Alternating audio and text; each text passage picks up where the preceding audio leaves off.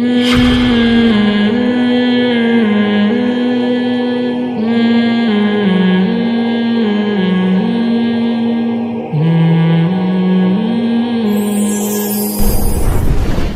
الناس اعبدوا، اے لوگو غلامی اختیار کرو، ربکم اپنے پالنے والے کی، جو تمہیں پالتا ہے،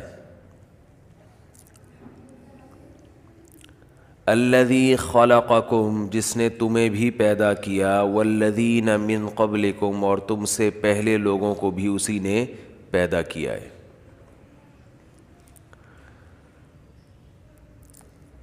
اللہ تعالیٰ نے اس کائنات کو بنایا اور پھر اس میں انسان کو بنایا، پھر انسان کی ہدایت کے لیے، اس کی رہنمائی کے لیے اپنے سفیروں کو بھیجا، پیغمبروں کو بھیجا،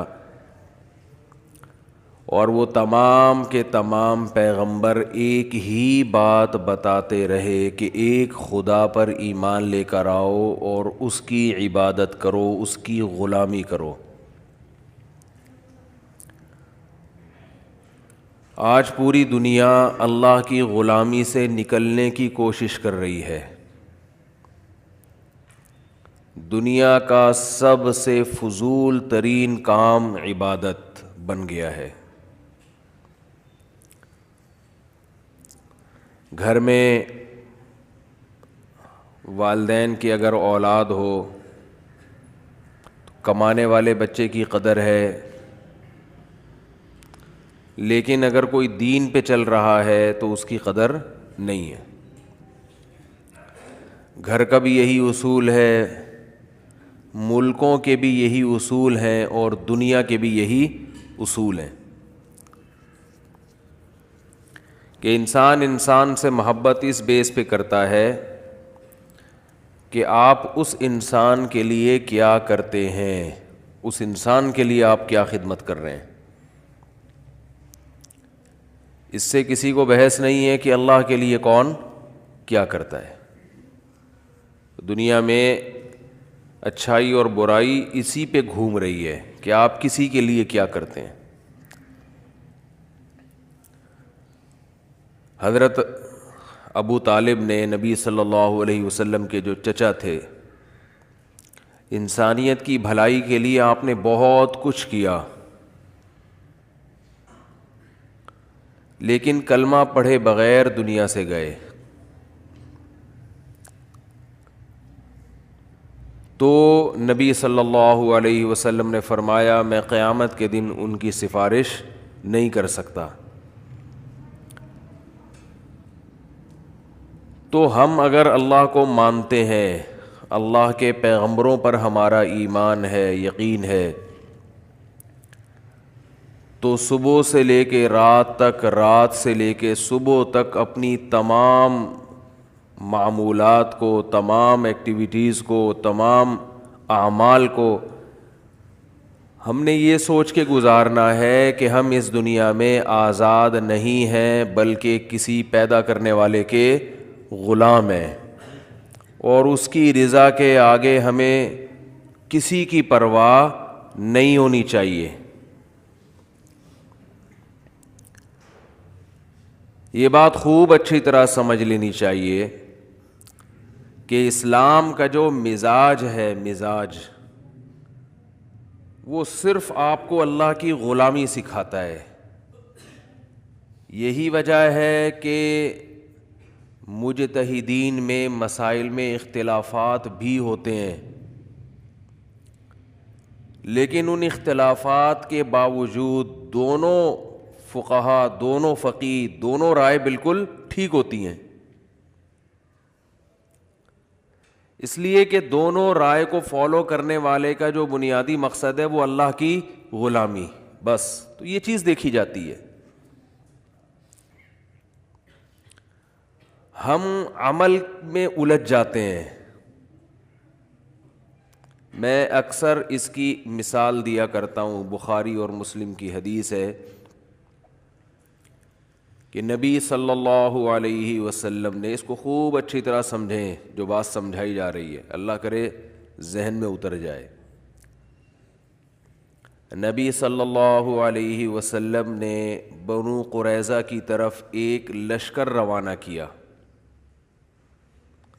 اور آپ صلی اللہ علیہ وسلم نے اس لشکر سے فرمایا کہ جب تک بنو قریظہ نہ پہنچ جاؤ عصر کی نماز کسی نے بھی ادا نہیں کرنی، عصر وہاں پہنچ کے پڑھنی ہے۔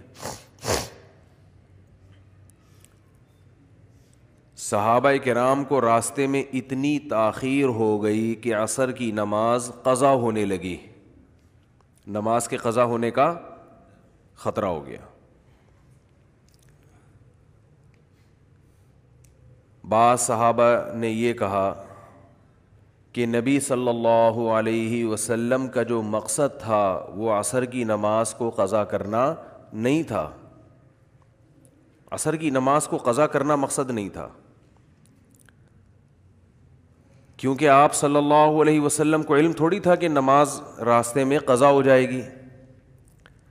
آپ کا مقصد یہ تھا کہ تسلی سے اپنے مقام پہ پہنچ کے ہم نماز ادا کریں گے، راستے میں پڑھنا ٹھیک نہیں ہے،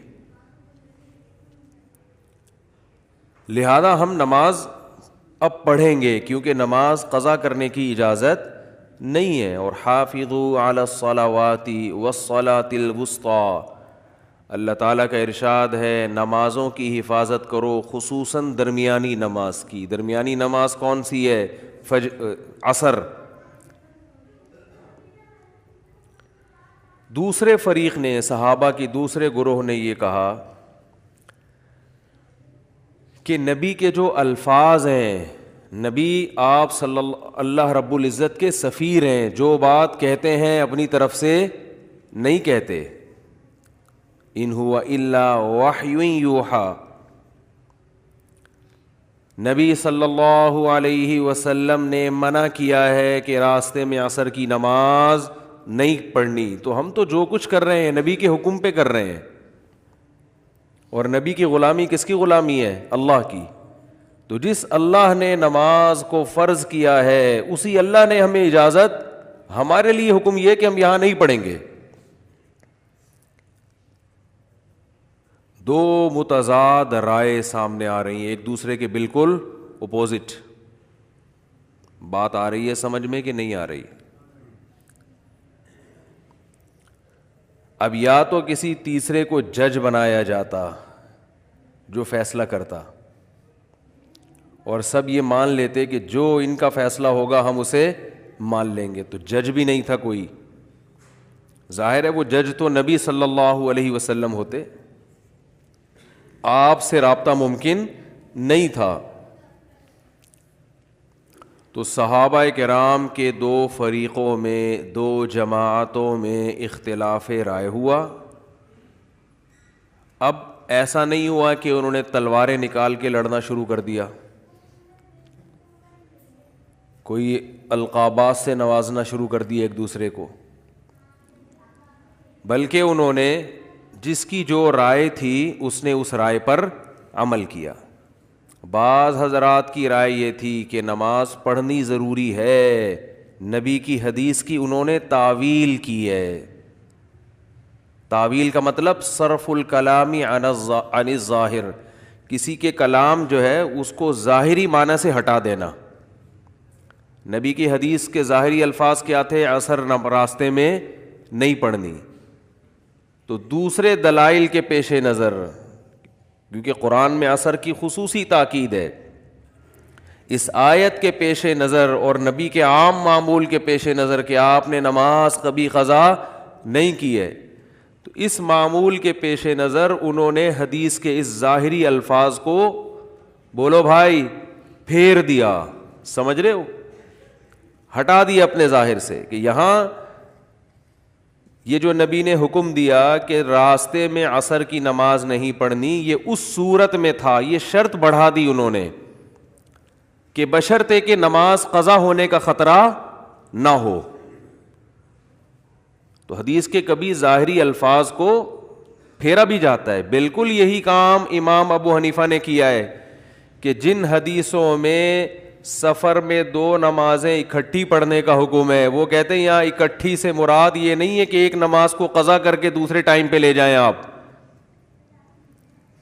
بلکہ اکٹھی کا مطلب یہ ہے کہ ظہر کو عصر کے قریب لے گئے اور عصر کو پہلے لے آئے. ادھر ظہر پڑی, سلام پھیرنے کے بعد تھوڑا سا توقف کیا, ظہر کا وقت قضا ہوا, ساتھ ہی فوراً عصر پڑھ لی. ادھر مغرب پڑھی, مغرب کا سلام پھیرا ہے کہ مغرب کو بالکل اینڈ تک لے گئے, جیسے ہی سلام پھیرا ہے مغرب کا وقت ختم اور فوراً عشاء کی نماز کا ٹائم شروع اور فوراً عشاء پڑھ لی. سوائے حج کے کہ عرفات میں مغرب کی نماز نہیں پڑھی جاتی, وہ مزدلفہ میں جا کے قضا کی جاتی ہے. تو وہ کہتے ہیں کہ حج میں تو حقیقت میں جمع کیا گیا ہے, سفر میں حقیقت میں جمع نہیں, جمع سوری کہتے ہیں کہ سورتن دیکھنے میں ایسا لگ رہا ہے کہ ایک نماز دوسرے ٹائم پہ پڑھی ہے, حقیقت میں نہیں ہے. اور اس پر دلائل ہیں. تو یہ مسئلہ بھی اختلافی ہے. ابھی میرا مقصد یہ مسئلے کو بیان کرنا نہیں ہے, صرف یہ بیان کرنا ہے کہ آپ بخاری اور مسلم کی ایک حدیث دیکھ لی آپ نے اور تمام مجتہدین سے بدگمان ہونا شروع ہو گئے. تو امام ابو حنیفہ رحمہ اللہ نے اس حدیث کو اپنے ظاہر پر نہیں رکھا, اور اس لیے بھی نہیں رکھا کہ اگر اس حدیث کو اپنے ظاہر پر رکھیں کہ جس میں آتا ہے کہ نبی نے 2 نمازیں سفر میں اکٹھی پڑھی ہیں, اپنے ظاہری معنی پر رکھیں کہ ایک نماز کو گویا قضا کیا ہے, تو پھر بخاری اور مسلم کی حدیث میں یہ بات بھی ہے کہ نبی نے بغیر کسی عذر کے بھی مدینہ میں 2 نمازیں اکٹھی پڑھی ہیں, حالانکہ اس کا کوئی بھی قائل, بولو نا کیا ہو گیا بھائی, نہیں ہے. پھر تو بغیر عذر کے بھی یہ عمل جائز ہو جائے گا جیسے کہ شیعہ حضرات کرتے ہیں. لیکن اس پر پھر اشکال یہ ہوگا کہ اگر بغیر عذر کے بھی 2 نمازیں آپ اکٹھی پڑھ سکتے ہیں, اکٹھی کا مطلب کہ ایک نماز کو قضا کر کے دوسرے ٹائم پر پڑھ لیں, تو پھر یہ جو 5 نمازوں کے 5 اوقات بیان کیے گئے ہیں اور ان کی تاکید کی گئی ہے اور حفاظت کا حکم دیا گیا ہے, پھر یہ تمام دلائل کالعدم ہو جاتے ہیں. بہت مشکل ہے بات سمجھانا. ان الصلاۃ کانت علی المؤمنین کتابا موقوتا, بے شک نماز مومنین پر مقررہ اوقات میں فرض ہے. تو اس سے 5 نمازیں مراد ہیں. تو میرا مقصد ابھی 2 نمازیں اکٹھی کرنے کا مسئلہ بیان کرنا نہیں ہے. میرا مقصد یہ ہے کہ یہ جو دور ہے صرف حدیثوں کے نمبر, کتاب کا صفحہ, اس سے لوگ متاثر ہوتے ہیں. علم میں عمق اور گہرائی ختم. تو آپ کو کسی بھی فقیہ سے, کسی بھی مجتہد سے بدگمان ہونے کی اجازت, بولتے کیوں نہیں بھائی, نہیں ہے. ہر ایک کا اپنا ایک سوچنے کا انداز ہوتا ہے. اور امام ابو حنیفہ کا جو اصول ہے رحمہ اللہ تعالی, وہ سب سے پہلے قرآن کو فوکس کرتے ہیں. قرآن, حدیث اگر قرآن کے خلاف ہوگی اس میں تعویل کرتے ہیں. وہ کہتے ہیں قرآن میں اقیم الصلاۃ لدلوک الشمس الی غسق اللیل, اسی طرح ہے ان الصلاۃ کانت علی المؤمنین کتابا موقوتا, نمازیں مقررہ اوقات میں فرض ہیں, اور یہ سفر میں بھی ہیں اور حضر میں بھی ہیں, دونوں میں ہیں. ہر نماز کا ایک متعین وقت ہے, ایک وقت دوسرے وقت میں داخل نہیں ہو سکتا. اور اس پر عبداللہ ابن مسعود رضی اللہ تعالی عنہ جو نبی کے سفر اور حضر کے ساتھی, ان کی صحیح حدیث بھی موجود ہے کہ نبی صلی اللہ علیہ وسلم نے کبھی بھی حج اور حج کے علاوہ کبھی بھی 2 نمازوں کو اکٹھا نہیں پڑھا ہے. پھر بھی بہرحال دوسری طرف بھی فقہا ہے, ہم ان کے مذہب, ان کی رائے کے بھی احترام کرتے ہیں. اگر کوئی امام شافعی کے فقہ کو مکمل فالو کرتا ہے, اس کے لیے امام شافعی کی تقلید میں وہ یہ کام کر رہا ہے. وہ کہتا ہے میں کم علم ہوں, ان کا علم مجھ سے زیادہ ہے, تو فاسألوا اہل الذکر ان کنتم لا تعلمون. قرآن کہہ رہا ہے تمہیں علم نہیں ہے تو اہل علم سے رابطہ کرو, ان کی رائے پر عمل کرو. لیکن یہ جو ہمارے ہاں ہندوستان پاکستان میں جو ایک بدعت چل پڑی ہے کہ نمبروں کے ساتھ حدیث پیش کرنا, یہ بدعت نہیں, نمبروں کے ساتھ حدیث, آگے جو اس کے مفہوم, نمبروں کے ساتھ حدیث پیش کر کے پھر ترجمہ کرنا, پھر اپنی رائے کو سب پہ تھوپنا, کہ حنفی ایسے کرتے ہیں, حنفی قرآن و حدیث کو چھوڑتے ہیں, حنفی جو ہے وہ ابو حنیفہ کی اندھی تقلید کرتے ہیں. آپ کبھی ابو حنیفہ کو ہم سے سمجھو تو آپ کو پتہ چلے گا کہ امام حنیفہ کو آدھی سے زیادہ دنیا نے بلا وجہ فالو نہیں کیا. بہت مضبوط رائے ہوتی ہے, بہت مضبوط رائے.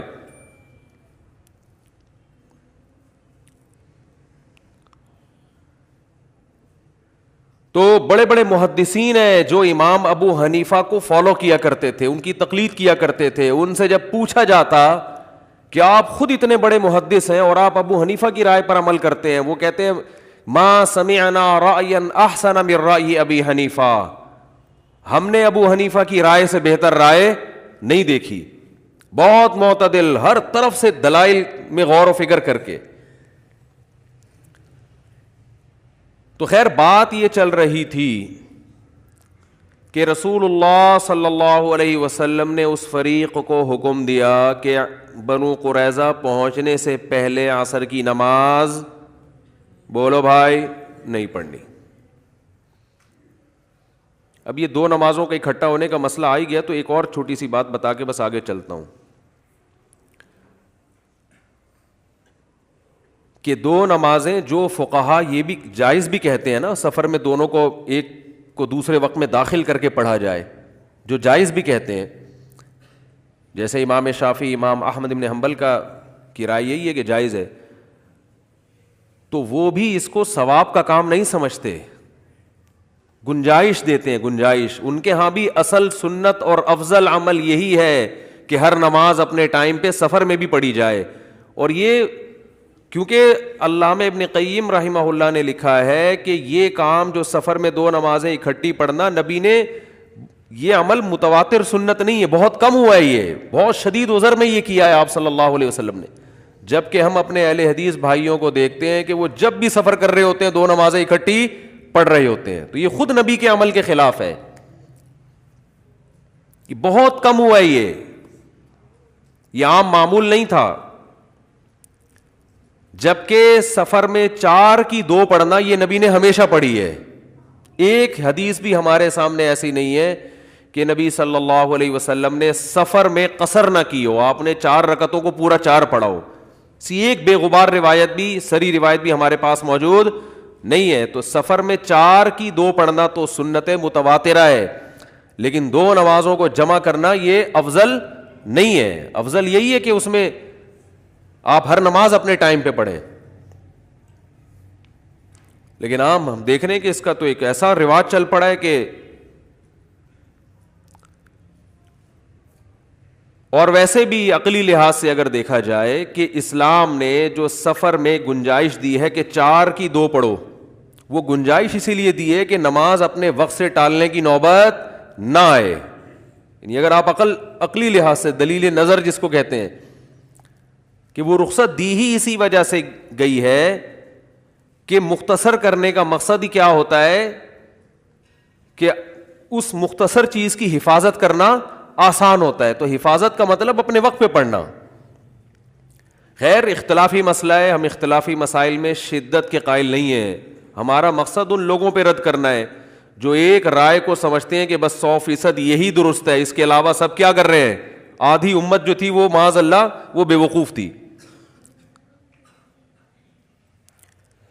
تو نبی صلی اللہ علیہ وسلم نے صحابہ کو حکم دیا کہ بنو قریظہ پہنچنے سے پہلے عصر کی نماز نہیں پڑھنی. بعض نے پڑھی اور بعض نے نہیں پڑھی. جنہوں نے پڑھی انہوں نے نبی کی حدیث کے ظاہری الفاظ کو فالو کیا, سمجھ رہے, دوسرے دلائل کو نہیں دیکھا. انہوں نے کہا یہ خود ایک مستقل دلیل ہے کہ ہم نے نہیں پڑھنی, بس نبی کا حکم ہے. جنہوں نے پڑھی انہوں نے نبی کے ان الفاظ کو دوسرے دلائل سے تقابل کیا اور ان الفاظ میں تعویل کی. تعویل کا مطلب ایک شرط کا اضافہ کر دیا کہ نبی کا جو یہ حکم تھا کہ بنو قریظہ پہنچنے سے پہلے عصر نہیں پڑھنی, یہ حکم اس صورت میں تھا کہ نماز قضا نہ ہو, اپنے وقت پہ پڑھنے کا ٹائم بھی مل جائے, لہذا ہم نماز پڑھیں گے اگرچہ نبی کے حدیث کے بظاہر خلاف ہی کیوں نہ ہو. یہ دونوں فریق جب نبی صلی اللہ علیہ وسلم کی خدمت میں حاضر ہوئے سفر سے واپسی پہ، تو آپ نے کسی کو بھی ملامت بولتے کیوں نہیں بھائی نہیں کیے. اب جو میں اصل بات سمجھانا چاہ رہا ہوں اس کو کھوپڑی میں بٹھانا چاہیے ہم سب کو. دیکھو اس سے بڑا اختلاف اسلام میں ہو نہیں سکتا، کیونکہ اسلام میں سب سے اہم ترین حکم کیا ہے؟ نماز. اس سے بڑا اختلاف ہو سکتا ہے؟ کیونکہ توحید کے بعد سب سے پہلا حکم اور سب سے اہم حکم جس کے بارے میں قبر میں سب سے پہلے سوال ہوگا وہ کیا ہے؟ نماز. حضرت عمر بن عبد العزیز کا مشہور مقولہ ہے، ان اہم امورکم عندی الصلاۃ من حفظها فهو لما سواها احفظ ومن ضیعها فهو لما سواها اضیع. کہ انہوں نے اپنے عمال کو خط لکھا تھا، جو حکومت کے سرکاری ملازم تھے نا، ان سب کو خط بھیجا تھا کہ میری نظر میں سب سے اہم ترین چیز نماز ہے، جو اس کی حفاظت کرے گا وہ باقی احکام کی بھی حفاظت کرے گا، جو اس کو ضائع کرے گا تو باقی حکام کو اس سے بھی زیادہ ضائع کرے گا. وہ دیکھیں باپ نے ایک بات بہت تاکید سے آپ کو کہی ہو، بہت زیادہ وصیتیں کی ہوں کہ یہ کام کرنا ہے، یہ لازمی کرنا ہے، یہ لازمی کرنا ہے، آپ نے وہی نہیں کیا، تو لوگ کہیں گے باقی تو چھوٹے موٹے حکام ہیں وہ تو ویسے ہی، اب تو وہ تو اس پر تو ویسے بھی عمل نہیں کرے گا. جب اتنی اہم حکم کو توڑ دیا تو اس سے چھوٹے حکم کو تو توڑنا اور آسان ہوتا ہے نا. تو حضرت عمر بن عبد العزیز نے کیا فرمایا کہ جو نماز چھوڑے گا تو اسلام کے باقی حکام کی وہ دھجیاں اس سے زیادہ اڑائے گا. وراثت تو بہت دور کی چیز ہے، بہنوں کو وراثت دینا اور باقی برائیوں سے بچنا، وہ سب سے اہم تو یہ ہے. تو اب آپ بتاؤ اسلام میں سب سے اہم حکم توحید کے بعد کیا ہے؟ یعنی اسلام لانے کے بعد نماز ہے. اور صحابہ کا اختلاف جو ہوا کس مسئلے میں ہوا؟ نماز کے مسئلے میں. پھر نماز میں اختلاف میں بھی سب سے اہم اختلاف نماز پڑھنا یا نہ پڑھنا ہے، کیونکہ نماز کے طریقوں میں اختلاف یہ کم درجے کا ہے. پڑھ تو رہا ہے نا کہ رفع الیدین سے پڑھنا ہے یا رفع الیدین کے بغیر پڑھنا ہے، زور سے آمین کہنا ہے کہ آہستہ آمین کہنا ہے، ٹانگیں چوڑی کرنی ہے کہ پتلی کرنی ہے، ہاتھ یہاں باندھنے ہیں کہ یہاں باندھنے ہیں. یہ کم درجے کا اختلاف ہے. ایک اختلاف یہ ہے کہ رکعتوں میں اختلاف ہو جائے کہ 4 پڑھنی ہے کہ 2 پڑھنی ہے، یہ تھوڑا اور بڑا اختلاف ہے. اور ایک اختلاف یہ کہ اس پہ ہو جائے کہ پڑھنی ہے کہ نہیں پڑھنی، یہ اس سے بھی زیادہ. بولتے کیوں نہیں بھائی؟ یہ ٹیکنیکل پوائنٹ ہیں، ان کو یہ کتابوں میں نہیں ملیں گے آپ کو، ان کو نوٹ کر لیا کریں. نماز پڑھنی ہے کہ نہیں پڑھنی، سرے سے عدم اور وجود میں اختلاف ہو رہا ہے. ہمارے تو اس سے کم درجے کے پھڑنے ہیں، ہمارے جو جھگڑے ہیں نا، ہم تو یوں کرنا ہے کہ نہیں کرنا ہے. پھر جو کہتے ہیں یوں کرنا ہے وہ کہتے ہیں نہیں بھی کرو تو ہو جائے گی بہرحال، لیکن کر لو. ہم کہتے ہیں بھائی نہ کرنا بہتر ہے. نبی کی آخری نماز کیا تھی؟ نہ کرنے والی. دلائل دونوں طرف ہیں، اختلافی مسئلہ ہے، اس میں کسی ایک طرف شدت جائز نہیں ہے. ہمارے پاس اپنے دلائل ہیں، زور سے آمین ہے، آہستہ آمین ہے، ٹانگیں چوڑی ہیں، پتلی ہیں. یہ بہت کم درجے کا اختلاف ہے. بڑا اختلاف یہ تھا کہ پڑھنی بھی ہے کہ نہیں پڑھنی. پھر اس سے بھی بڑا اختلاف یہ ہے، ایک اگر پڑھنے اور نہ پڑھنے میں اختلاف ہوتا، لیکن اختلاف کی نوعیت یہ ہوتی کہ پڑھنا مستحب ہے یا نہ پڑھنا مستحب ہے، تو یہ بھی بڑا اختلاف تھا. مگر یہ مستحب کا ہو رہا ہے اختلاف کہ پڑھنا بہتر ہے یا نہ پڑھنا بہتر ہے. دونوں فریق کہہ رہے ہوتے جائز تو ہے لیکن بہتر ہے کہ نہ پڑھو. ایک کہہ رہا ہوتا کہ جائز تو ہے کہ نہیں پڑھو لیکن بہتر ہے کہ پڑھ لو. یہ نہیں، بلکہ اختلاف ہوا. ایک فریق کہہ رہا ہے پڑھنا فرض ہے کیونکہ نماز ہے، دوسرا کہہ رہا ہے پڑھنا جائز نہیں ہے کیونکہ نبی کے حکم کی مخالفت ہے. فرض، جائز اور ناجائز کا اختلاف ہو رہا ہے کہ پڑھنا جائز بھی ہے کہ نہیں ہے. یہ اور اونچے درجے کا اختلاف ہو گیا کہ نہیں ہو گیا. یہ ایسے جیسے ایک کہے کہ رفع الیدین سے نماز ہوتی ہے دوسرا کہے کہ کر لیا تو نہیں ہوگی، ایک کہے کہ نہیں کیا تو نہیں ہوگی، ایک کہے تو کیا کر لیا تو نہیں ہوگی، بالکل ایک دوسرے کے اپوزٹ آ کے کھڑے ہو گئے. تو نماز کے فرض اور ناجائز ہونے میں اختلاف ہو رہا ہے. ایک فریق کے نزدیک نماز چھوڑنا جائز نہیں ہے، عصر کی نماز جو بنو قریظہ جاتے ہوئے، اور دوسرے فریق کے نزدیک پڑھنا جائز نہیں ہے. یہ اور اونچے درجے کا اختلاف ہو گیا نا. بہت مشکل ہے بات سمجھانا بھائی، بہت مشکل ہے. اور نماز کی سنتوں کے بارے میں نہیں ہو رہا اختلاف کہ پہلے 4 سنت پڑھنی ہے کہ نہیں پڑھنی، بعد میں 2 سنت پڑھنی ہے کہ نہیں پڑھنی، نا فرض نماز کے بارے میں یہ اور اونچے درجے کا اختلاف. اور پھر نماز بھی کون سی؟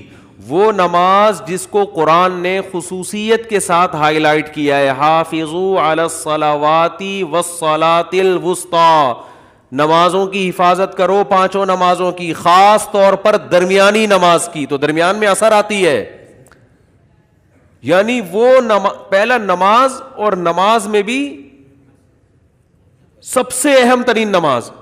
تو اسلام میں کسی حکم کے بارے میں اس سے زیادہ شدید نوعیت کا اختلاف ہو نہیں سکتا تھا. اتنا شدید، یعنی اس سے زیادہ بڑا اختلاف نہیں ہو سکتا تھا احکام کے بارے میں. اس کے باوجود 2 متضاد رائے کو نبی صلی اللہ علیہ وسلم نے درست قرار دیا. کسی پر بھی ملامت بولتے کیوں نہیں بھائی؟ بولنا پڑے گا آپ کو. اب کسی پہ بھی ملامت نہیں کی ہے آپ نے. کیوں؟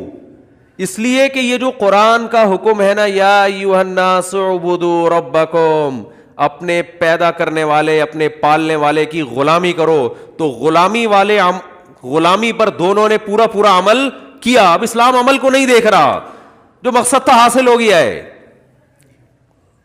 کیونکہ ان کے بس میں اس سے زیادہ غلامی ممکن نہیں تھی. فاتقوا اللہ ما استطعتم، جتنی استطاعت ہے اتنا اللہ سے ڈرو، اس سے زیادہ استطاعت نہیں ہے. بھائی اب رائے کو کیسے تبدیل کریں؟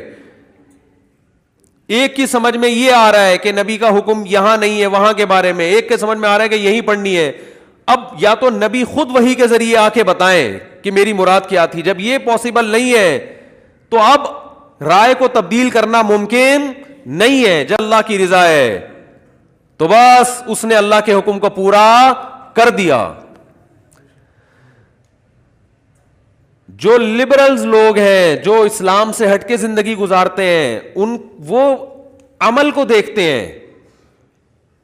اسلام اللہ کی غلامی کو فوکس کرتا ہے کہ آپ نے انسان کا بچہ بن کے زندگی گزارنی ہے، خدا کے غلام ہو، اس کے مطابق زندگی گزارنی ہے. آگے آپ کا عمل اس بنیاد پر کیسا بھی عمل کیوں نہ ہو، اللہ اس کو قبول کر لے گا. عمل کی پیچیدگیوں میں نہیں جانا آپ نے. عمل کی بیس یہ ہونی چاہیے کہ اللہ کی رضا، اللہ کی غلامی، عبودیت، بس. اس سے اگر رائے میں بھی اختلاف ہو رہا ہے، عمل بھی متضاد ہو رہا ہے، آپ احتیاطوں پہ عمل اس لیے کرتے ہو اللہ کا حکم ہے، اس کے بعد نقصان ہو جائے کوئی مسئلہ نہیں ہے بھائی. ہم نے اس لیے عمل کیا ہی نہیں تھا کہ نقصان نہ ہو. نقصان کس کے ہاتھ میں ہے؟ نفع نقصان. تو مسلمان کو تو ویسی ٹینشن ختم ہو جاتی ہے. آپ پیسہ کمانے کی کوشش اس لیے کرتے ہو اللہ کا حکم ہے، حلال کمانا عبادت ہے، مل گیا ٹھیک ہے، نہیں ملا تو مقصد تھوڑی ہے، مقصد تو اللہ کی غلامی تھا، وہ ہم نے کر لی بھائی. خامخواہ کی ڈپریشن، خامخواہ کی ٹینشن لوگوں نے لی ہوئی ہے. یار اللہ نے حکم دیا تھا یہ کرو، ہم کر رہے ہیں، پھر بھی نتیجہ تو نکل نہیں رہا. تو بھائی تم نے اللہ کے حکم کی وجہ سے کیا تھا نا، بس کر لیا، ثواب مل گیا، پتلی گلی سے نکلو. ابھی ستار بھائی بھی آنے والے ہیں تھوڑی دیر میں، غفار بھائی بھی آنے والے ہیں. پورے بیان میں آج پتلی گلی نہیں آئی تھی نا، چوڑی گلی پتلی گلی.